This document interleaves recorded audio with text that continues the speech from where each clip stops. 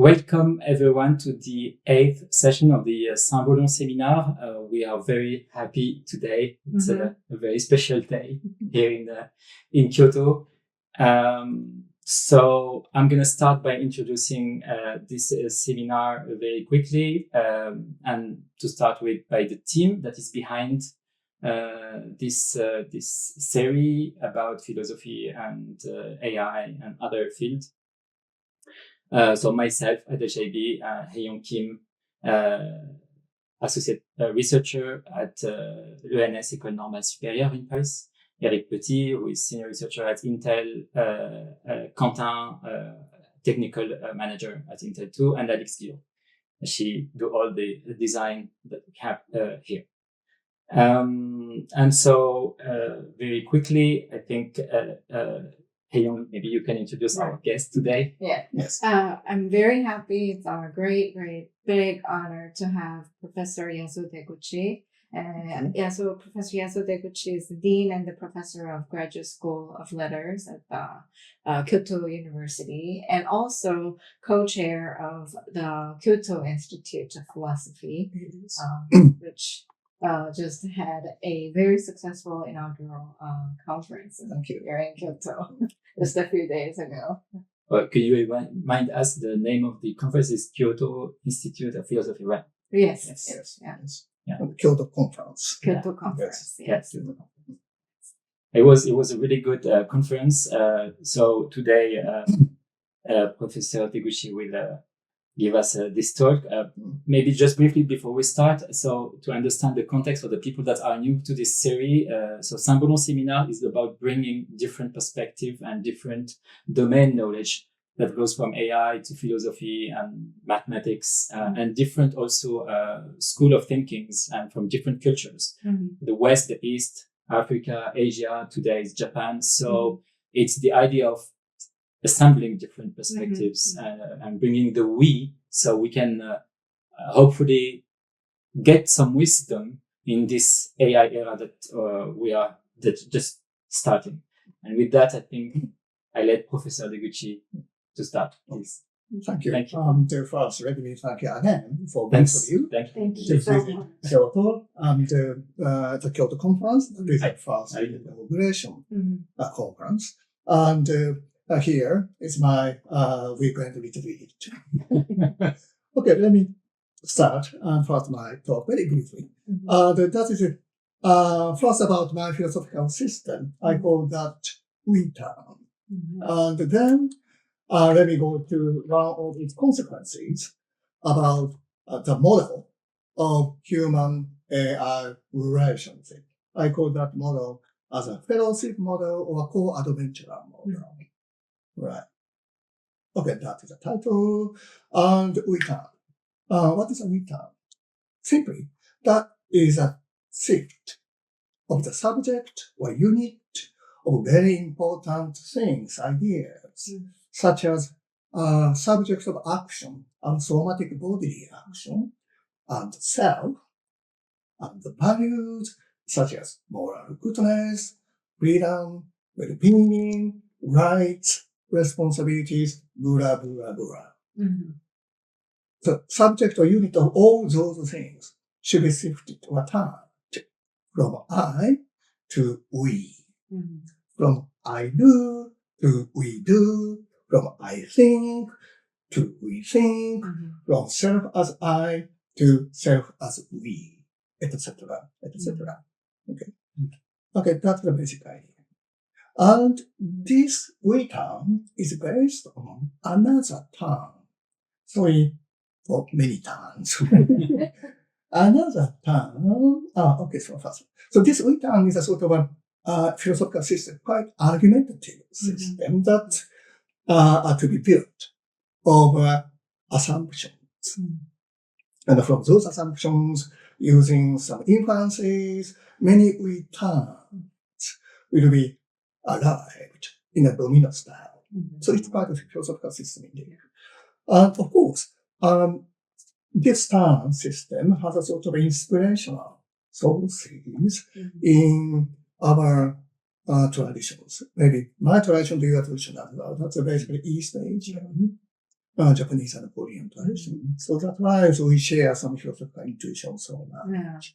But anyway, so based on these traditions, but this system is a philosophical system.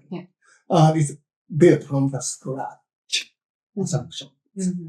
And one of those important assumptions is incapability. So here is another term, a term from capability, ableness, to the incapability, enableness. And I said that is a very human nature, human dignity, human irreplaceability. Okay, that is relying on incapability rather than capabilities. I think that's quite maybe new in a contemporary philosophical scene, but we can see that kind of tradition back into the East Asian spheres. Okay.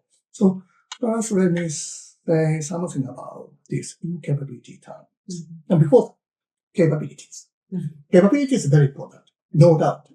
I think still that is very important. And also that's the main, mainstream of Western philosophy. Since the time of Aristotle, very old. And Aristotle said, okay, in the world, there is a distinction between intellectual capable and the intellectual incapable, or intellectually more capable, or the intellectually less capable. Okay. And he said, it's quite legitimate, or even beneficial for both sides, capable and incapable, that the incapable, intellectually capable, can govern, dominate the intellectually less capable. That is good. That is right. That's the beneficial. I call that is an Aristotelian hierarchies. Hierarchy here, intellectually more capable, taking the top position, less capable, bottom position. Okay. That might sound good or bad. It's a very nuanced feeling we can have. But think that, okay, politicians can govern us simply because he's rich, she's rich. That's not fair. Simply he or she is a descendant of a powerful families. That's not fair. Only fair reasons we can find is intellectual capabilities. Might be the very common, understanding even today. Maybe some Japanese agree. That's the only legitimate way to have a sort of governance hierarchies. That is Aristotle's idea. And Aristotle said even among humans, there are some more intellectual guys and not. And Aristotle said, okay, the upper position of this hierarchy is master. And the bottom position of this hierarchy is slave. And Aristotle said, okay, slave is soulless tool. Slave is soulful tool. Tool that has a soul, which you care. And the tool is soulless slave. Slave and the tool, the same thing. Only one distinction is without mind, with mind. Any of that's Aristotle ideas. And let me go back to Aristotle ideas. And there are some distinctions, even among humans. Some are intellectually better, and others not. And he said, so there should be very legitimate, even beneficial for both sides to have a one-way governance. Intellectually better can govern one way to intellectually, less guy. So he said that bottom position as natural strength. That's Aristotle. And Kant, 18th century Enlightenment philosophers said no. Aristotle, you are wrong. Every human beings, theoretically, principally, intellectually the same. No difference. But there might be some differences in intellectual performances we can observe in the health. And say, okay, that is not due to intellectuality. Intellectuality is the same, but there's another skill we can learn. How to use intellectual. Can't call that judgment. Judgment can vary with one person and another. Based on the sort of experience, theory. But intellectuality basically is same. So there should be no master-slave relations among humans. So Kant and other Enlightenment philosophers strongly against any servant. Great idea. And they adhere democracy is the best book among, as the best governance system for the intellectually sane human beings. Right? That's a good idea, of course. But on the other hand, Kant still admitted Aristotelian hierarchy between human and non-human animals. So here are two dogs in a honey. And maybe still some people are need. Some animals, yes, beauty, very pretty, but intellectually less capable than humans. So based on that, it's quite legitimate. Kant said there should be one-way governance relation between human and non-humans. Humans should govern non-human animals, and non-human animals should serve human values and interests as a slave. Okay, that's kind of idea. So, this implied by demolishing the idea of a natural slavery, Kant tried to move natural slave from the slave position to the master position. So master position is now quantified, larger, many inhabitants there. But Kant remains Aristotle's hierarchy intact. And there remains some non-human animals on the slavery side. Aristotelian hierarchy is still there. Okay, that's Kantian's. That's the Enlightenment. Maybe limitation of Enlightenment. And some years later, Nietzsche said no to Kant. So intellectual, equality among all humans is just sweet lie. That's right. Aristotle was right. There should be a difference even among humans with respect to their intellectual capabilities. But Nietzsche said it's quite natural. That's quite humane. But too humane.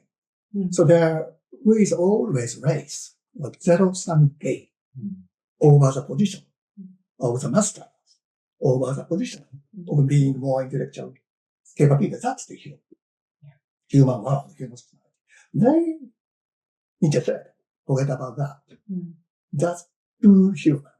He contempted it.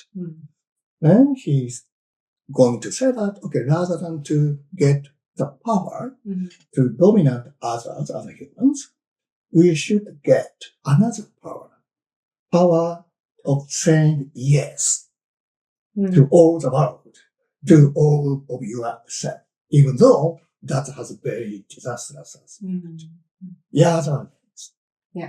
power. Okay, and Übermensch, that is a sort of ideal figure, including Nietzsche himself, that acquire and power rather than power of dominance others. That's Nietzsche's ideas.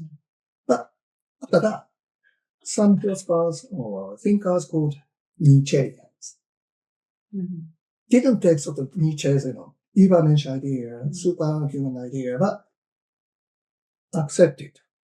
Nietzsche revived Aristotelian hierarchies. And they admit that there should be some difference in intellectual capability even among human beings, and they claim democracy was not good because that based on false assumption that humans are intellectually sane.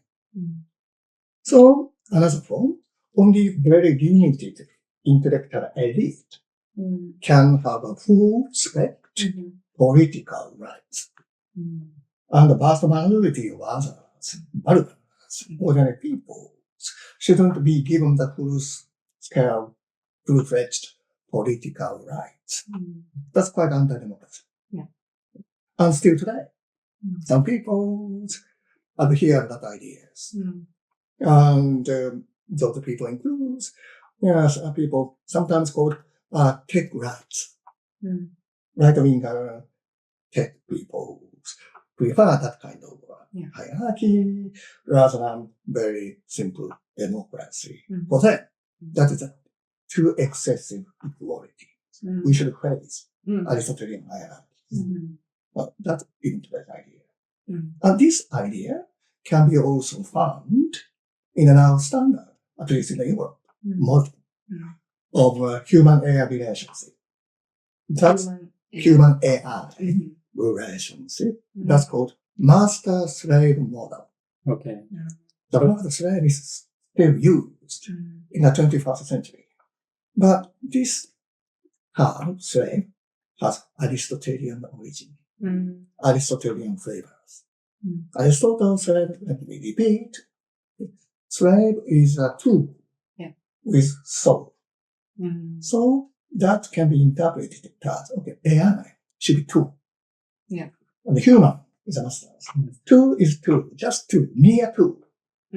That should serve unilaterally one way of human interest, no other direction at all. And equal relations too much because they're two. Just slave. That's a master slave model. And if we can have more than two, more than slave AI, that is a clear violation of human dignities, human natures. That's their idea. And this idea is based on, again, intellectual capability ideas. This model said, okay, now AI can do many things, and they can be better than us. They are more capable.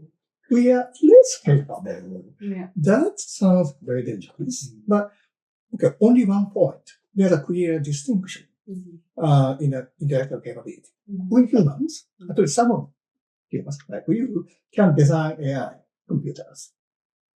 But AI computer cannot design itself. So design is a sort of intellectual capabilities. At this very point, of course, AI can do better in many things. But at this very point, still there are sort of Aristotelian hierarchy, human better, AI bottom. Only human can design AI, but AI cannot design itself. But maybe in the future, AI can become design itself. So this model or Aristotelian idea should prohibit that possibility. That's final protection barriers. Okay, we can make AIs to do many things, to be able to do many things, but one point that shouldn't be done by AI. That is to design itself in a profound way. That is a final point. Final protecting. Otherwise, if we are very sensitive to Aristotelian, then AI should say, master. Humans should say, that's quite another consequence. That's the legitimate. That's both beneficial for both. Aristotle, I think, should admit.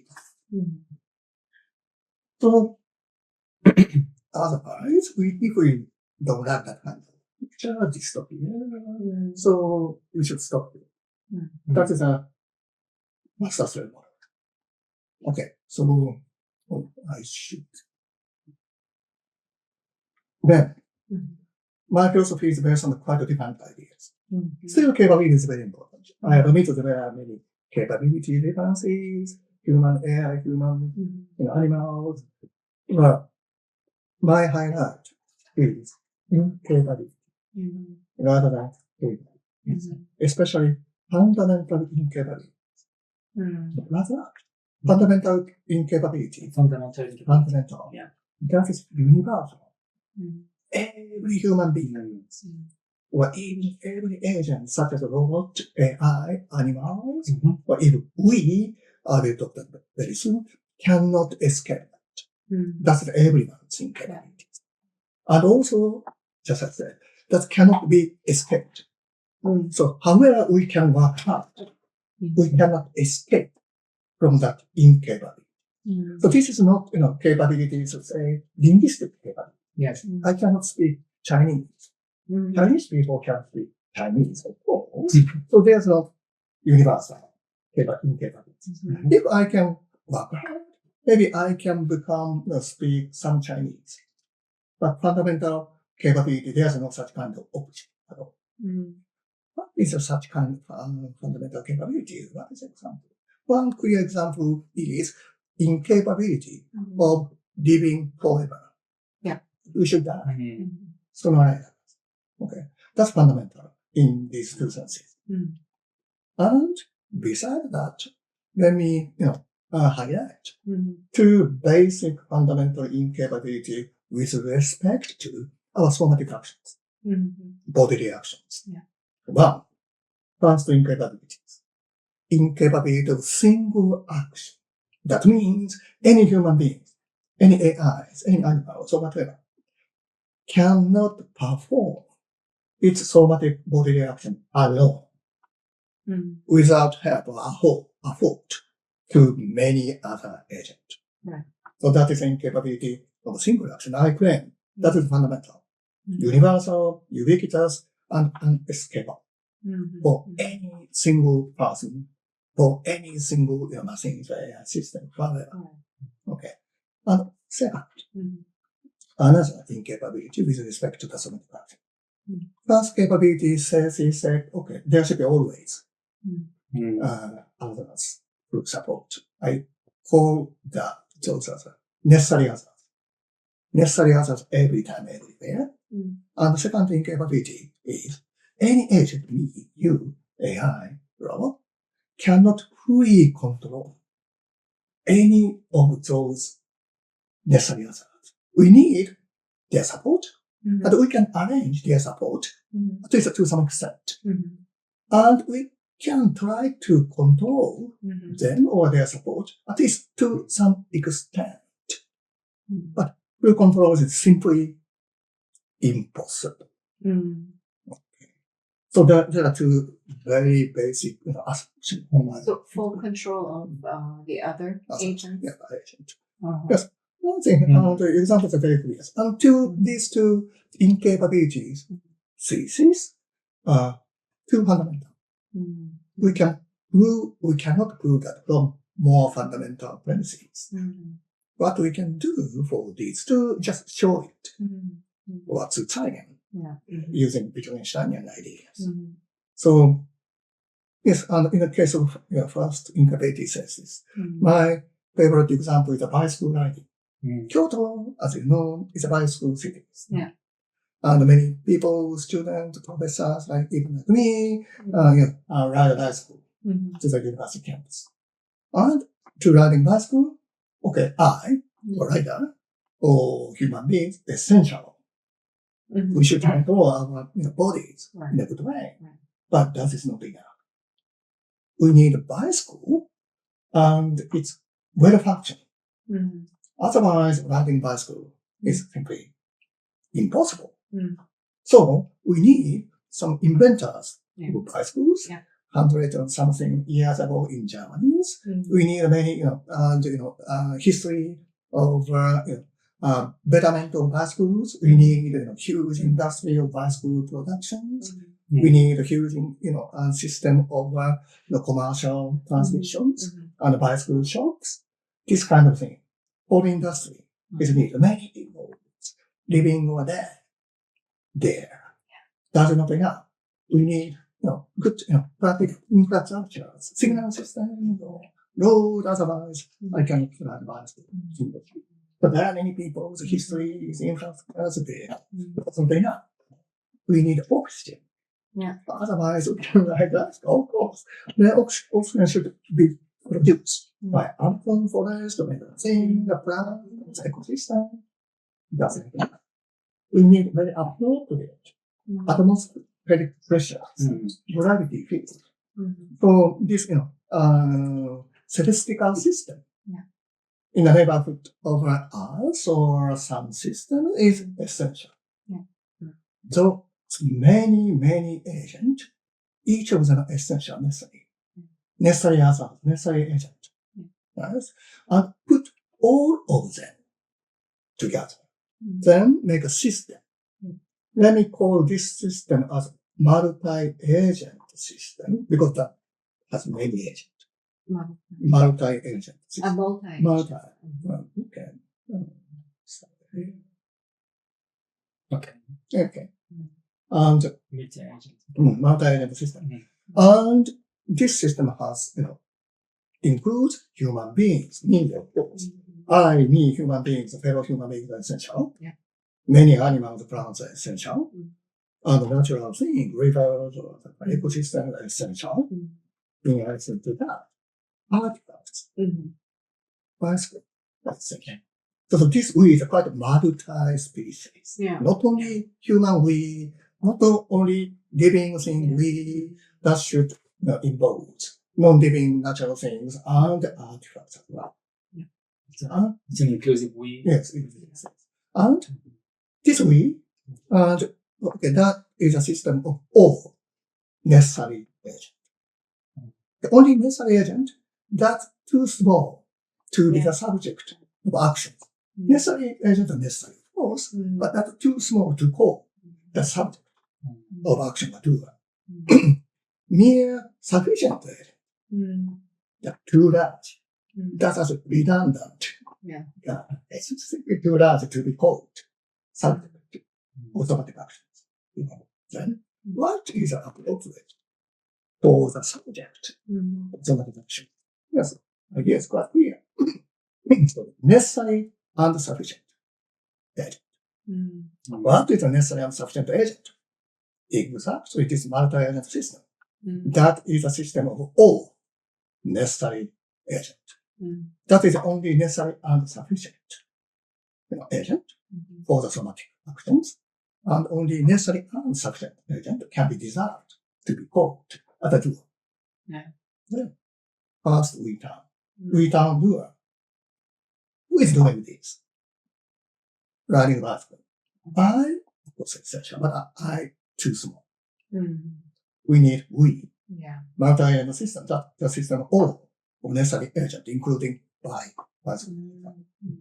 That is a subject of somatic action. That is a doer.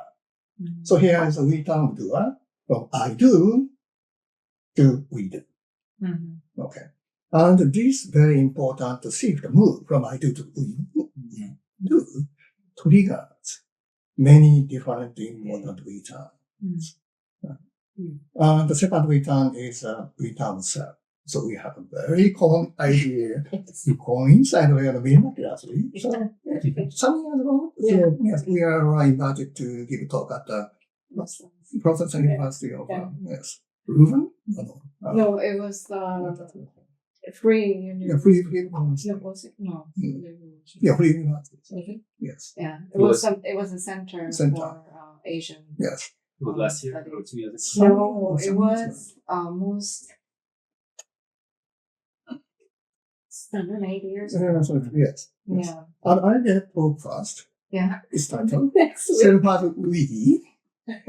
And next week's speaker was you. Yeah. Title. There was a workshop and I gave a talk there too. So what was the talk about? It was we as self. We as self. Self We. Self as we. So we as self. Yeah, pre-subjective self-evaluation. I was developing the idea. Yes. So I saw the poster and I was like, who's this? Self as we. Oh, that's me. I thought it was my poster. So we as self as we. Yes. But you use a self as we term in your book. Yeah. Yeah. Just, it was a real coincidence in Japan and in Europe. Same, very similar ideas. So you have any ideas? That's it. May great minds think alike. And our approach are quite complementary.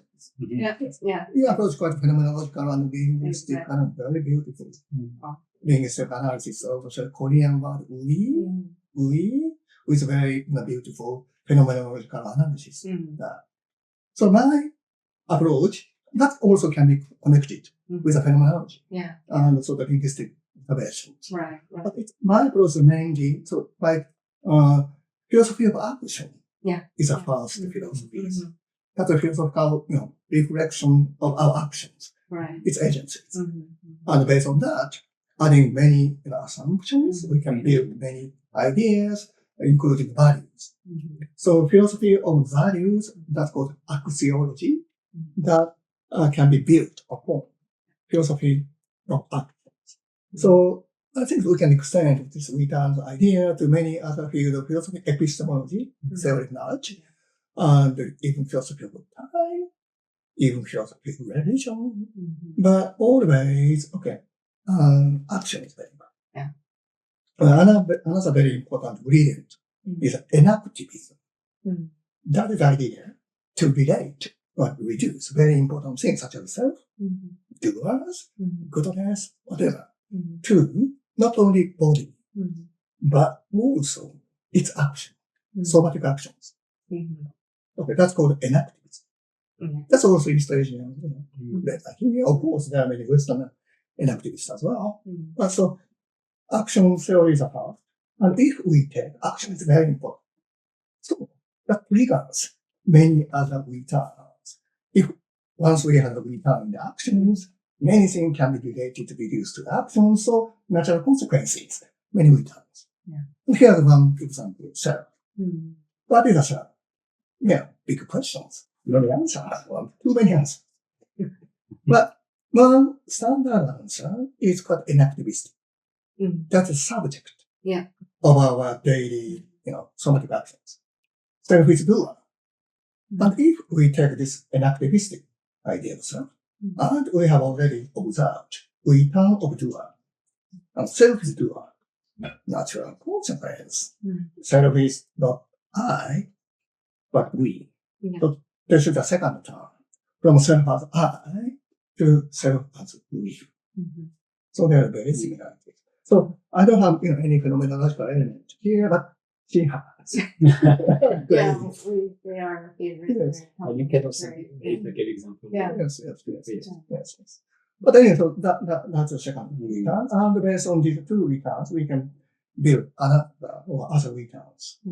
And returns of values. What is value? Again, my answer is quite enactivistic. Value should be understood always in relation to the somatic actions. Value is something that gives direction to all somatic actions. Value is something all somatic action is aiming for. All somatic action is trying to achieve. So value is something like an arrow or a vector that give direction to all somatic actions. And if we have one single values for some time, so my daily actions are coordinated toward that one single direction. If we three have a same values, direction or vector that can coordinate our three of us actions. And that's why this thing is happening now. So value is very important. That is something coordinates many different actions. Then goodness, moral goodness. Also, here is an enactivistic ideas. What is a good? What is a bad? What is something that brings goodness or badness? Aristotle's answer, character. Character is very important. There's a good character, bad character. Kantian answer, will, volitions. Yes. Good will, bad will. That is the sources of all goodness and badness in this world. Enactivistic idea, no, somatic actions. Some actions good, some actions bad. That is a source of all goodness and everything in this world. That is enactivistic ideas. And I take that. Now, we have already returned of somatic actions from I to we. What is the source of all goodness and badness in this world is with bad somatic actions or collective somatic actions, and good collective somatic action. Or it's towards we. So there's a good we, bad we. Subject of bad somatic actions, war. And the subject of good somatic actions, helping others. Okay. So that is the basis. So that is a we term of goodness. But that doesn't mean I is essential, among we, can be free from any moral obligations. No. I have always, I should have always a moral obligation to make we, that I belong, good, better, best. Right? We, of course, has a, moral obligation to make itself good, better, best.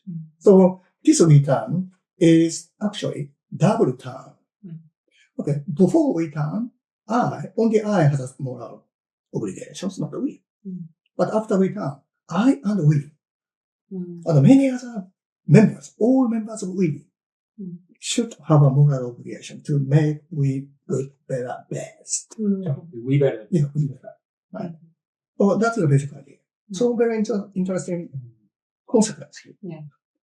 With members, that includes humans, AI, robot. So AI robot should be, moral agent to make we to which they belong, good, better, best. Even animals, even stones has this kind of a moral obligations. Everyone should be taken as a moral agent. Okay. But maybe someone say, oh, that's too much. It's quite understandable. All human beings are moral agent. In some cases, understandable AI, moral agent, but not stone. Stone is just there. Okay, so let me introduce very important distinction about moral agency. Okay. Stone, according to the term, should have a moral obligations. But stone itself cannot carry out that obligation alone. Stone needs help of humans. I call that human as a narrow moral agent who can be aware of moralities and who can do, at least some cases, moral good behaviors, others not. But stone doesn't have mind. Stone doesn't have a conscience at all. So they don't have moral consciousness, of course. They can do the morally good voluntarily, of course, but they can be used in a good way. In a way, make we good, better, best. Okay. So they can exercise moral agency with help, with more moral agency. But in carrying these moral obligations, stone totally depend my doing things. So stone is not moral patient, not merely moral patient, because that can exercise morally good agency by the help of others. But in doing that, stone totally depend on my doing things. So total dependent moral agent. But we human beings, again, fundamentally incapability of single action can actually be applied here. I cannot do any single moral good without the help of others. We should always depend on others' help when try to do the good. Here is a dependence, reliance. But this dependence, reliance is not total, partial. I myself can contribute at least to some extent. So dependence is partial here. In the case of stone, dependence is total. Here is the difference between the totality and the partiality. But this is just difference in degree or considerable degree, but not difference in kind. Both are dependent moral. So basically, no, that's my idea. So that's why in this way, so we can treat even stone as a moral agent. Then, next very important assumption we dance ethics, golden rule. Jesus Christ declared golden rule on the top of some mountains, and many other, many Confucius did the same thing. That's quite cross-cultural, cross-historical, very basic moral ideas. That can be translated like this. Okay. every single moral agent should be treated as an object of a target of moral behavior, moral concern. Every moral agent should be moral patient. Moral patient as an object of a moral concern, moral attitude. If something is a moral patient, we should take that moral. That's a moral patient. That is, I think, the essence of the golden rule. So, all members of we, including even Stone, is now moral agent. So, all, members of we, including Stone and AI robot, are moral agent. We should take a moral attitude. Not only fellow human beings, also. Not only non-human animals, that's of course. But to the AI robot and even Stone. Simply, of course, they are moral agent in the broader sense. Okay. That's the basic idea. We terms of ethics. Then, there are many we terms or many important things, freedom, rights, blah, blah, blah. And if any society incorporate this kind of we terms, society itself is we termed. Right? But I don't say this we termed society is utopia. But simply because, like, there are some, good eye, bad eye. I myself sometimes be good, many times bad. So that's the case for the we. There should be good ways and bad ways as well. So important thing to identify what is the goodness of we. What's the goodness? Good we. Then try to we that we belong, good, better, best. Okay. So what is a good we? There are two elements of good we. One is egalitarian, equal. Every members of we are equal in one important point, being necessary agent. Some agent plays a very important role, means in the right person, right? Others not. But everyone are equal, at least in one point, being necessary. Without that, no bicycle riding can be performed. That's very basic equalities. And also, they are moral agent. So they are moral patient. Of course, there are many differences. That's moral egalitarianism is very important. Okay. But of course, there should be difference among the members. Humans. Okay, so but one thing at the end in common for those members. They, for them, it makes sense to talk about fulfillment of their natural process. In the case of human, what is a natural process from the birth to the death? Okay, this is a conclusion. It's not end, because we are not aiming for death, but it's inevitable conclusions. And fulfillment means to carry out this natural process from the beginning to the end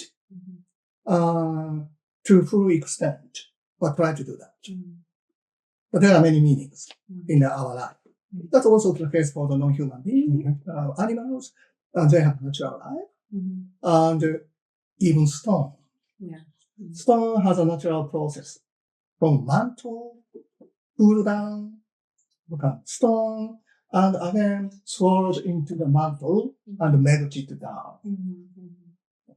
Even bicycle has this kind of a natural process from its construction, production to the disuse, decay, melted down.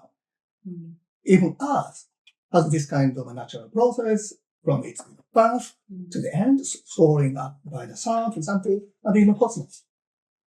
From Big Bang to the thermodynamic death or something like that. Even proton, from its formation to proton decay. Everything in this was life or not, human or not, has this kind of natural process to be fulfilled. And what is a moral concern we should pay to those, guys? Okay, to let them fulfill their natural process to the most maximum possible degree. That is very important. So, but there are many different senses of fulfillment. Stone fulfillment is very, very cheap. But there, Yeah. but on the top of that, there is animal fulfillment. And on the top of that, there's a human fulfillment. Okay. So there is a difference in the fulfillment, thick and very shallow. Yeah. And I call this system as a sort of three-ring system. Three-ring. Bound. Okay. At the center, more center, more, thick, moral concerns. And outers, yes, less thick, moral concerns is enough. So this kind of differentiation is, weighting is, I think, allowable. But here's a egalitarian principle. So here's another difference in degree principles. Answer is, okay, we shouldn't establish any one-sided, unilateral relation among any members of we. We can allow to make some sort of differentiations in degrees, but one member always serve another member's interest value. That's bad. That's bad. Then let me finally go back to the consequence. AI-human relationship. And that's it. Master model that's based on capability as Aristotelian hierarchies. And take human master, take AI robot slave, and try to establish one way. Unilateral relations. That's bad. That's bad we in the light of we term ideas. So we need something else. Some alternative to that. That alternative should not establish any, that kind of one-sided unilateral relation between a human and AI. Of course, difference in degree, good, or but always necessarily, okay, AI should serve only human interest, and not vice versa. That is bad. Bad we. So we should allow that. So that's the fellowship model. And fellowship or co-adventurer means, okay, every member of we, in the sense of fellow who participate, risk-taking activities, that is, somatic actions. Somatic actions always face some risk of failures. Okay, so that is a risk-taking activity that is adventure. So every member of we, human, fellow humans, animals, stones, bicycles, AIs, robots are fellow participants to this adventure. So that's why I call them co-adventure. Co-adventure. And I think the fellow's original meaning of that co-adventure. Okay, participant of risk-taking activities. Okay, that's fellowship model. Okay, and basically, okay, not establish single one-sided unilateral relation between human and AI. Of course, think of already finishing. Think of a bound group, 3D structures. Still, human is nearer to the center because human has a sort of sense of pain, and AI not. So, and AI's fulfillment is a bit outer than the humans. So there should be some sort of differentiation that legitimate, allowable. But if someday AI has the same fulfillment with the humans, and someday AI becomes full, narrow, moral agent, just in the same sense of humans. So then no difference at all, no difference allowable. Still we have differentiations, but not one-way relation. That is Uitan's idea for the present, current situation of AI. But in the end, there are the possibilities. So we should treat AI just as a humans. If AI has the same sort of a fulfillment, same sort of a moral agency. Okay, let me stop here. Thank you very much. Thank you so much. Thank you very much. Normally we have a break. Maybe we can just Yeah, we Yeah, can. yeah. Yes. We can Right. pursue. Minutes? Yeah, we can. Want to do break? Yeah. Yeah. No. No, okay. No, Oh, okay. Q&A. Go ahead. So I'll just start because it was wonderful. Thank you so much, as usual. I love this idea with turn that you are developing. It's a very delicate, sophisticated system. Just really beautifully done, and I really mean it. Thoroughly, and especially it has this very ethical like significance, but at the same time today, just in your lecture, um I got this idea that this also has a very deep ontological meaning. It could open up new space for understanding our existence in a new light, and especially related to what I briefly talked about with you right before we started this lecture, that how I thought Heidegger could be also read like ethical, and that was actually very much related to this idea. I thought, especially this whole return of goodness. That reminded me of this idea of Dasein in front of or in the face of that, opening up itself, like letting itself and being reveal itself.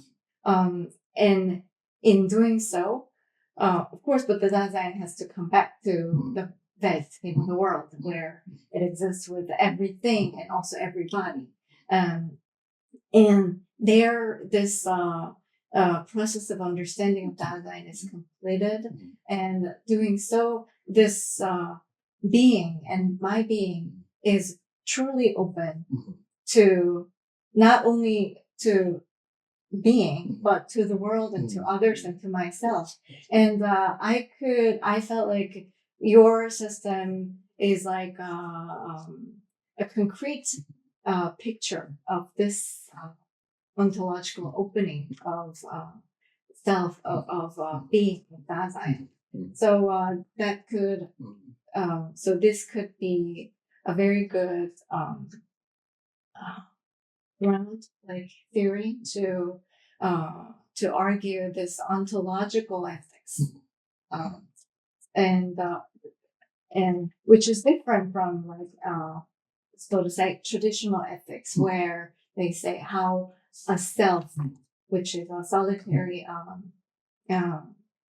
I, self as I, can be ethical, can be moral, and what kind of norms and regulations and laws are given.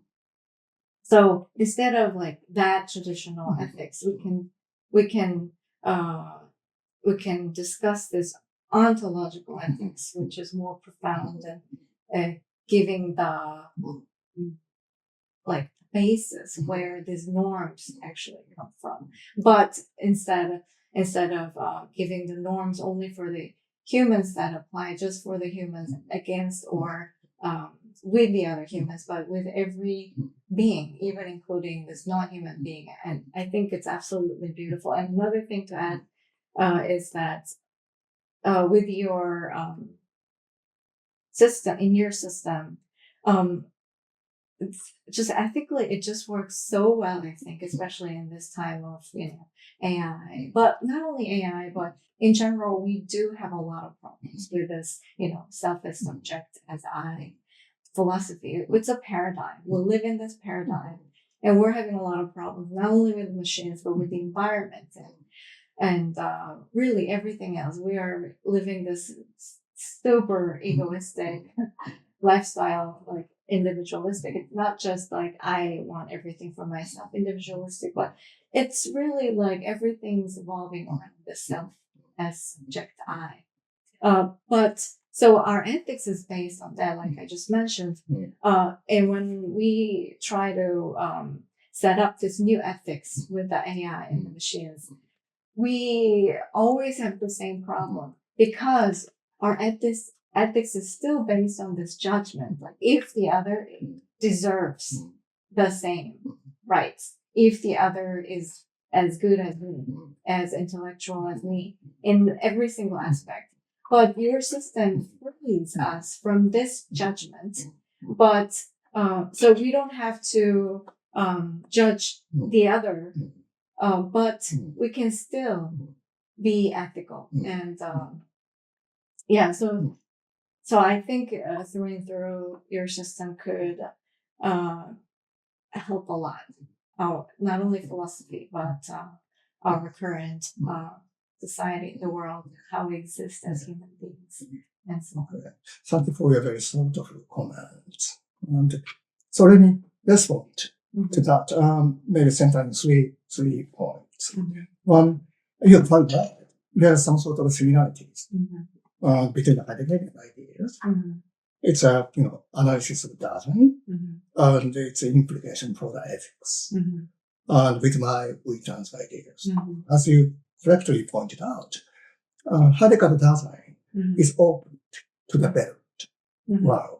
That is, always being in the world. Exactly. Yeah. The same too to the Wheaton's ideas. So I started with the fundamental incapabilities of single action. And that sounds negative because incapabilities are negative. But that turns out to be very positive. Of course, we are doing many somatic actions day in, day out. And why? So I can achieve that with the help of others.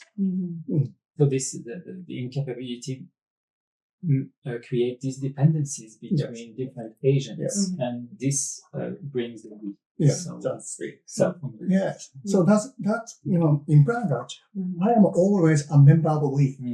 I never alone. Okay. So naked self, naked I, that is deprived of any other members we, just illusion. Okay. We are always living as a member of we. So that is an essentiality. Being surrounded by the we or supported by the other member of the we. That is good news, positive news from this first seemingly negative, descriptions. So incapability is something. This incapability is incapability that opens to we. Yeah. In Heidegger's design, open to the world. So systematically. Right. And just now I came to think that it's very exciting for me because I didn't think about this before, but I feel like your incapability concept resonates a lot with the idea of Gelassenheit. Gelassenheit means letting be by Heidegger. It's just that your system is like a sophisticated and also practical analysis of this idea of Gelassenheit, letting be. That means you let yourself be yourself and open. So it's not really a subjective action, but also not just passive reception, but it's letting be. So I use the concept of middle voice in this context. But I think incapability concept is a very good like I said, very delicate analysis of this idea. Okay. Yes. That's right. Let me go to the second point. Yes. So your comments about anti-egoism. That's also very important, element of Wheaton's ideas.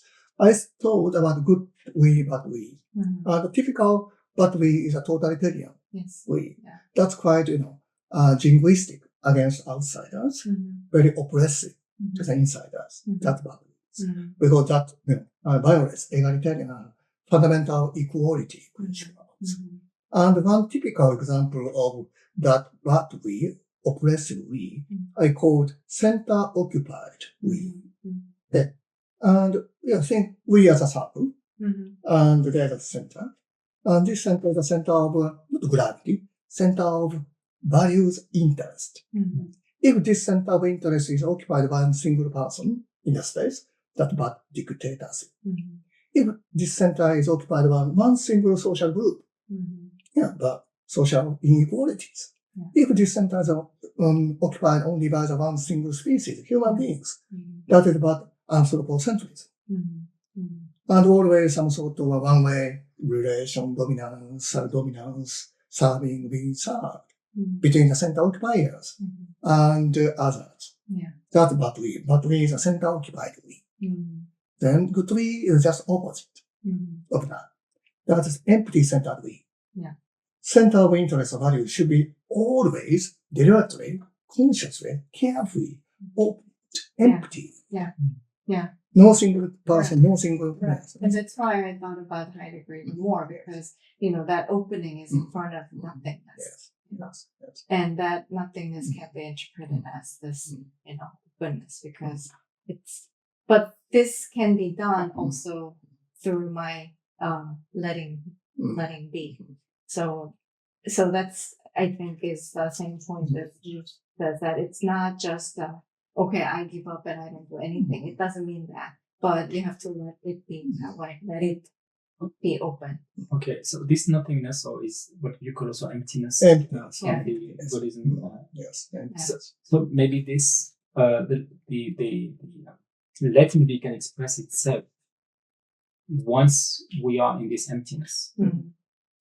Is it something similar to that? Because we let this emptiness or nothingness be that we can, as agent can. So it opens up as possibility, or like this fundamental relations, and he termed it incapability, right? And this is really beautiful idea. The fact that it's done really sophisticated. Like for example, people are very the argument is very tight. And, let me go back again to the incapability. And that is fundamental. Yes. As I said. Universal. Inescapable. And so one function, very important consequence of that, with respect to that, everyone is equal. Okay. Other incapability, other capability, there should be some differences, hierarchies, Aristotelian or any other hierarchies can take place. But with this or against this fundamental incapability, no hierarchy, everyone is the same. That is only way to say goodbye to the hierarchical view of the world. Okay, this person is good as me, so this person can be deserved of my moral concern. This kind of hierarchical, this is also moral hierarchy. That's very, very prevalent. So how to say goodbye to that? One way to do that is to look at, to focus. Fundamental incapability against me. No hierarchy could exist. And I really like this idea of multi-agent system. And in fact, I feel very connected to this idea because, in fact, it was a long time ago, even before I got my PhD, I think. I don't remember exactly when, but it was a long time ago. And I saw this article just by accident. And it was an interview of a disabled person, and he was insisting, because the society takes the disabled people like something like a burden, we have to do so much for them, we have to build an extra things for them. So, why don't you just go stay home so we don't have to do extra for you? So, but this person, introvert, disabled, he was insisting that it's not true that it applies just to us, but if you think about, we live in the society, in the world, where everything's done by others, and we live on that basis. And I know it was so stupid, but it really shocked me, to be honest, to read that article, because he said, he took an example of a road, because especially, for a disabled on a wheelchair person, it's very hard to move around. Mobility is always one of the major issues. So he was talking about the road. It's not built by you or your parents or anybody you know. Exactly. That's why I was like, but then this is what I wanted to say. why was I shocked when I first saw that? And although we took different like methodologies or approaches, still I wanted to tell you that that's actually where I started doubting So you have been already returned. Even before we met. Yes, but I also wanted to say, that's how deeply we are rooted now in this time, in this idea of self, not of subject as I. So that's why I'm saying it's a paradigm, and because paradigm is we're in this paradigm, so it's really hard to break. So we need this like very sophisticated, and also from many different angles. So I think what we're doing is good from different approach. But I just really wanted to tell you that this idea, like I could really relate myself to this and this. And what he said was also philosophically really deep, like this interviewee. And another thing that I wanted to say is the fact that he already thought of this it's very hopeful. So even before we philosophically articulate it, we all have this potential. There already. Exactly. That's there. Exactly. So that's the hopeful part of it. Wittgenstein and rock. Yeah, exactly. So we're all connected. So let us. Yes. Maybe a quick question. Can an agent be part of many we? Is like the different ways? Yes. So, and we is a subject of actions. So there are many different actions, or there are many different we's. So we can combine those many different actions or many we's into one single we, taking, for example, so we are now doing these interviews. That's one single action, maybe. But this may be part of your big project, series of interviews. If we take that big action, one single we action, this is just part of it. Yeah. So if you take this, your very big project as a part of your entire ambitious project. So here's another big we. We can take this big we, can be a part of your lifelong activities, as a big we.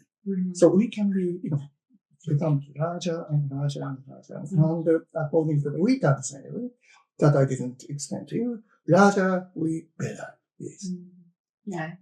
There's another side of it, because this AI today is built by these companies and they're trying to reach some level of intelligence. And so one of the questions is, should these companies be responsible of ensuring this ethical AI that can be part of the we? Yes, that's very important. Okay. And so ethical obligation for everyone. So every human being, every company cannot escape from that. And then what is ethical? Is a very difficult question. But one answer from the return to make we belong, you belong, good, better. And this we is not, confined to the company members, not confined to one single nationalities, not confined to the only human aspect. We very large. Yeah. So we should have that kind of multi-agent systematic view to the what is the difference. That's very important. Yeah. Okay. So there is this, and that's my last question or maybe remark is, and of course this project is what it's aiming for, is bringing wisdom and philosophy into technology companies. So I know your answer, but but is interdisciplinary collaboration between technologies or technologists like Intel or others and philosophers and other essential or ethical thinking is important, and how can we enlarge or maybe densify this synergy between the academia and philosophical field with the technological field? And that's important or necessary. Okay, how to do that? Like this conversation. We are from a philosophy side, you are from an engineer side. Yes. But using the same words, on a single cent table Mm-hmm. and make some sort of a commitment, Right. committed conversation, Yeah. lively conversation. That's what we exactly had in the Kyoto conference. Oh, exactly. Half academia, many philosophers, and half industry people, other social, factors, members. So we have so engaged to do 1.5 days. That's a very nice. Yeah. That was very success. That is a great hope Yeah. Yeah. for our future. Yeah. I agree. Yeah, and it was a really, really good conference. Yes. We learned a lot. Nice connections. Yeah. Yeah. Well, Thanks a lot for Okay. that. Thank you so much. Thank you so much. So much. it was a great session. 次はありがとうございます。で、ありがとうございます。Thank you so much, Professor Deguchi, for the invitation here, for also the conference. Yeah. You are very, very, very, very welcome. Thank you so much. Thank you so much. Thank you, Hye-young. Thank you. It was a really interesting meeting, and so thank you everyone for watching us, and feel free to reach out to us, and happy to see you in the next one. Ciao. Ciao.